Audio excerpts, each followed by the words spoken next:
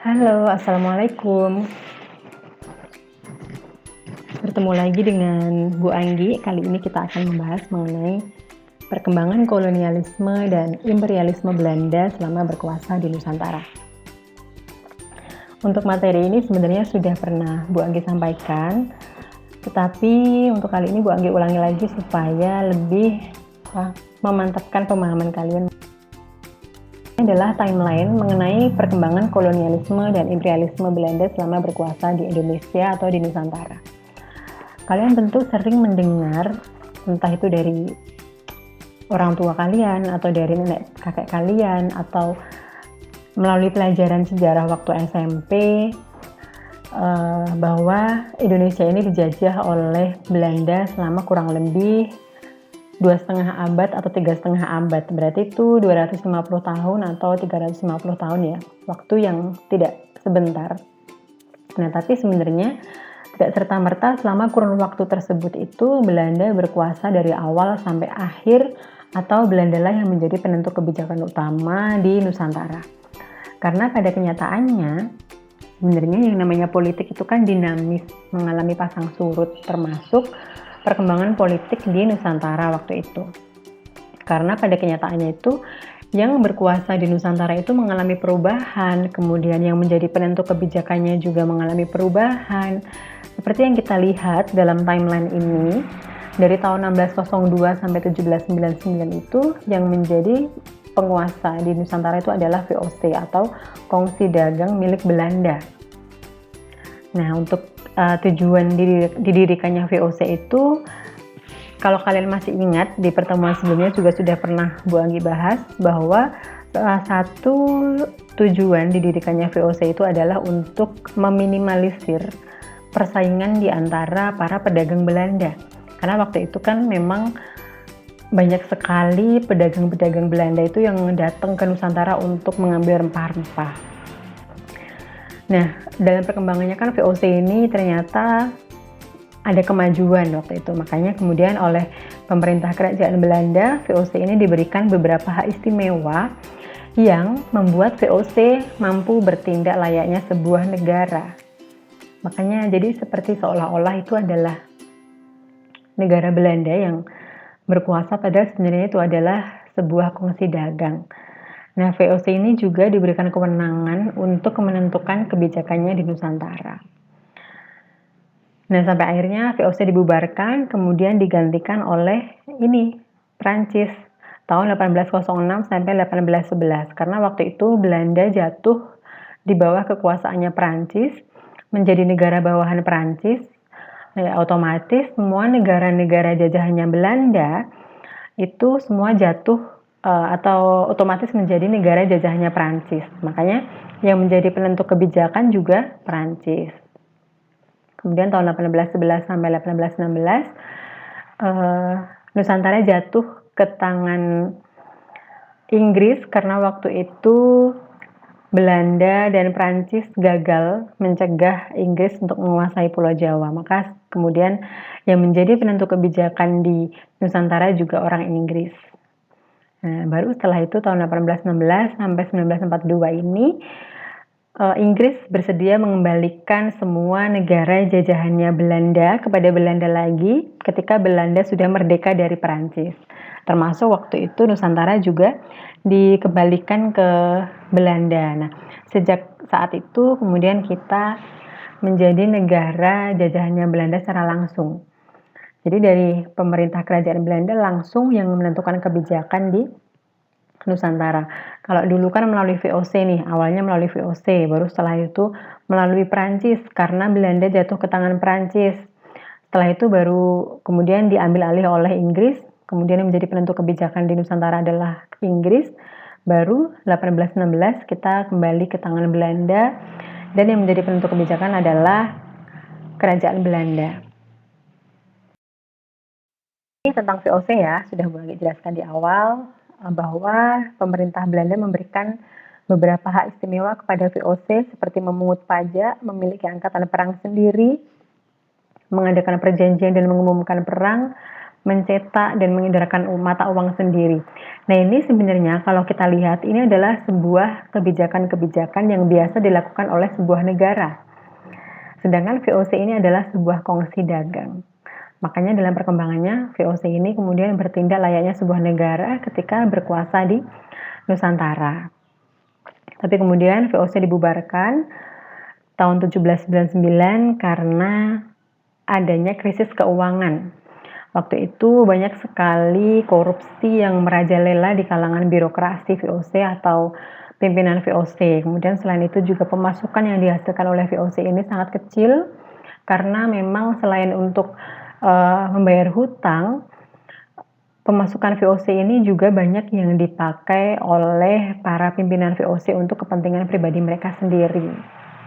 Nah, di Nusantara saat itu VOC sedang mengalami permasalahan ekonomi, kemudian diterpa kehancuran ya. Di Belanda juga sedang terjadi krisis politik karena Prancis yang merongrong masuk untuk menguasai Belanda. Karena waktu itu di Prancis itu kan memang terjadinya di revolusi Prancis. Revolusi Prancis itu mengobarkan 3 semangat, yaitu kebebasan, kesetaraan, dan persaudaraan atau liberty, egalite, sama fraternité. Itu adalah semangat revolusi Prancis yang sering digaungkan oleh orang-orang Prancis waktu itu. Nah, yang menjadi kaisar Prancis waktu itu adalah Napoleon Bonaparte. Jadi Napoleon Bonaparte ini juga punya misi untuk menjadi penguasa di daratan Eropa. Makanya dia juga pengen menghancurkan atau menggulingkan beberapa kekuasaan absolut di beberapa wilayah Eropa yang masih menganut sistem feodalisme seperti Belanda, kemudian Inggris, kemudian Swedia, seperti itu. Nah, waktu itu di Belanda kan juga sedang terjadi pro dan kontra. Ada yang pro dan mendukung kerajaan, ada juga yang kontra dan mendukung supaya Belanda menjadi negara republik.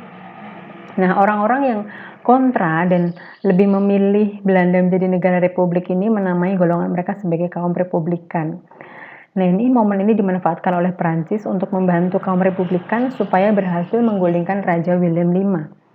Sampai akhirnya Raja William V atau Raja Belanda ini berhasil menyingkir, kemudian Belanda berubah dari awalnya negara kerajaan kemudian menjadi negara republik dengan nama Republik Batav. Tetapi selama kurun waktu Belanda menjadi negara republik ini, Belanda menjadi negara bawahnya Prancis atau vasal. Jadi semua kebijakan di Belanda itu ditentukan oleh Prancis, termasuk kebijakan di negara-negara jajahannya Belanda. Belanda berada di bawah pemerintahnya Prancis, maka Nusantara juga ikut menjadi wilayah jajahannya Prancis. Makanya tadi kenapa Bu Abi jelaskan bahwa ternyata yang menjadi penentu kebijakan itu berganti-ganti, tidak hanya Belanda, tetapi di sini malah diambil alih oleh Perancis. Meskipun kita masih menjadi negara jajahannya Belanda, tapi yang menjadi penentu kebijakan adalah Perancis. Selama Perancis ini berkuasa di Nusantara, ada beberapa gubernur jenderal yang sudah ditugaskan di Nusantara. Ini ada 2 contohnya, yaitu Herman Willem Daendels sama Jan Willem Jansson. Nah, tugas dari Daendels ini adalah untuk mempertahankan Pulau Jawa supaya tidak jatuh ke tangan Inggris. Karena memang Pulau Jawa ini kan potensinya sangat besar, makanya jangan sampai bisa jatuh ke tangan musuh. Tapi di sisi lain juga Inggris ini kan melihat adanya potensi itu di Pulau Jawa, dan Inggris juga berusaha untuk menguasai beberapa negara yang menjadi jajahannya Prancis dan Belanda, termasuk waktu itu di Nusantara. Nah, selain untuk mempertahankan Pulau Jawa, Daendels juga punya tugas untuk memperbaiki kondisi tanah jajahan yang waktu itu sudah hancur secara ekonomi ya, terutama karena ulah VOC. Nah, beberapa kebijakan Daendels yang diberlakukan untuk mencapai tujuan itu adalah beberapa contohnya adalah untuk membangun jalan raya pos, kemudian membangun benteng, membagi Pulau Jawa menjadi 9 prefektur, kemudian membangun angkatan perang, dan masih banyak lagi. Nah, Jalan Raya Pos ini dibangun membentang sepanjang Pulau Jawa, dari Anyer di Jawa Barat sampai Panarukan di Jawa Timur.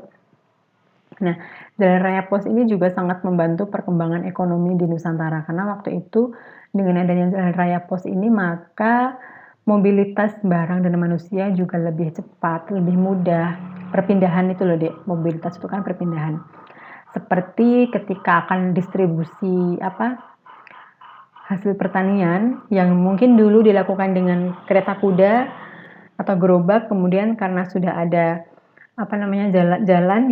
jalan rayanya sudah memandai, maka bisa lebih cepat dilakukan kayak gitu. Nah, Herman Willem Dendels ini kemudian Jensen juga diberikan tugas yang sama untuk mempertahankan Pulau Jawa dari serangan Inggris, karena waktu itu Inggris sudah mulai menyerang dari darat dan laut. Jadi serangannya Inggris itu lebih membabi buta. Sampai akhirnya Jensen kalah mempertahankan Pulau Jawa itu dan menyerah di bawah perjanjian Tuntang. Nah, sejak saat itu kita menjadi negara jajahannya Inggris. Inggrislah yang menjadi penentu kebijakan di Nusantara. Salah satu tokoh gubernur jenderal yang pernah ditugaskan di Nusantara selama Inggris berkuasa yaitu Thomas Stamford Raffles. Kalau kalian mungkin sering dengar ya, kebijakannya Raffles ini yang paling terkenal adalah sistem sewa tanah atau land rent ini, karena memang sistem sewa tanah ini memiliki banyak pro dan kontra di Nusantara. Selain itu, Stamford Raffles ini juga seorang peneliti. Beliau banyak meneliti tentang flora fauna di Indonesia, kemudian cara hidup masyarakat Jawa itu seperti apa, dan semuanya itu dituliskan dalam bentuk buku yang berjudul History of Java. Kalau kalian berminat pengen beli bukunya, silahkan nanti cari di Shopee atau di Gramedia itu juga ada. Ini adalah akhir dari pemerintahan Raffles atau akhir dari pemerintahannya Inggris ya lebih tepatnya. Itu berawal dari kekalahan Prancis dalam pertempuran Leipzig. Jadi pertempuran Leipzig ini adalah Prancis melawan koalisi Rusia, Prusia, Austria dan Swedia. Pokoknya koalisi negara-negara yang menganut sistem feodal atau sistem kekerajaan. Nah, kekalahan Prancis itu otomatis membuka pintu kemerdekaan bagi Belanda. Karena ketika Prancis kalah dalam pertempuran Leipzig ini kan Prancis mengalami lemah secara ekonomi dan politik. Makanya itu kemudian dimanfaatkan oleh Belanda untuk merdeka. Nah, ketika Belanda sudah merdeka dari Prancis ini, kemudian Belanda dan Inggris melakukan perundingan.